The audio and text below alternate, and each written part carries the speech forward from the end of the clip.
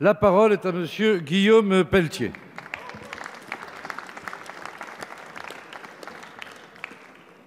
Monsieur le Président, mes chers collègues, ma question s'adresse à Monsieur le Premier ministre. Nous, députés de la Nation, nous voyons chaque jour nos compatriotes s'alarmer à juste titre du travail qui ne paye pas, des salaires qui sont trop bas, des impôts qui sont trop lourds et des provinces qui sont méprisées. Mais partout, les Français nous parlent aussi, à voix basse ou avec éclat, du grand défi de notre siècle qui touche à l'âme de notre nation. Je veux bien sûr parler de l'islam politique qui est notre adversaire et qui ronge notre République. Il est inacceptable que des familles soient contraintes de déménager parce qu'elles sont juives. Il est inacceptable que dans des écoles, des professeurs ne puissent pas enseigner librement la Shoah.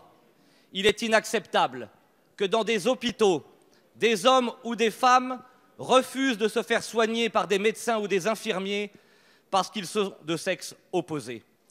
Inacceptable que, selon les chiffres de votre ministre de l'Intérieur, 150 quartiers soient sous l'emprise de l'islam radical.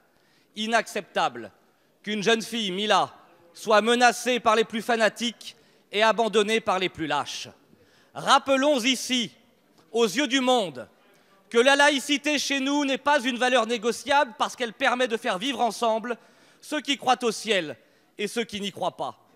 Aucune loi religieuse ne doit s'imposer aux lois de la République, parce que si la loi doit protéger la foi ou l'absence de foi, la foi, quant à elle, ne doit jamais dicter la loi. La République ne doit plus céder. La France doit se lever, c'est au prix de cette fermeté que nous pourrons refaire de notre nation le grand pays de l'unité nationale. Alors, Monsieur le Premier ministre, ma question est simple.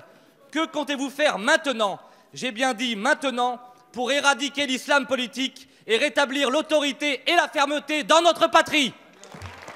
Merci, monsieur le député. La parole.